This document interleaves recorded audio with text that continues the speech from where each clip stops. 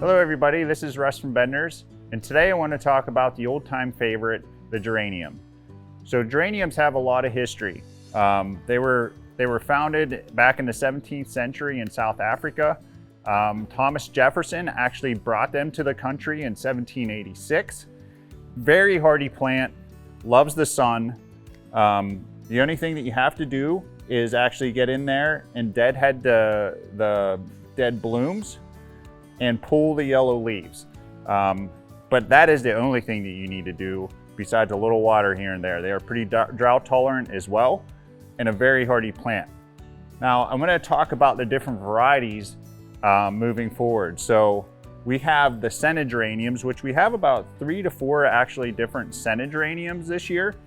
The good old favorite is the citronella. So putting this in a pot on the patio helps keeps the mosquitoes away.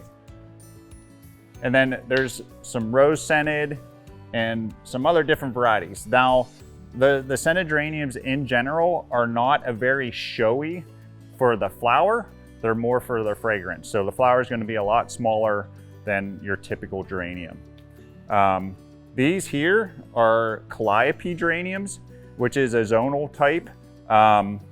Bigger flower head, really cool colors that are coming out now. In these past few years, there has been some really great colors. And then moving back here a little further is the ivy geranium. So the ivy geranium is really cool for the fact that it actually trails down over the pot.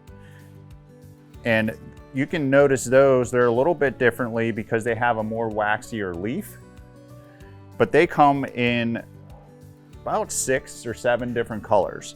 We have a 4-inch pot available and also the bigger 6-inch pot. We also have them in hanging baskets as well. So remember us for your geranium needs. We hope to see you soon.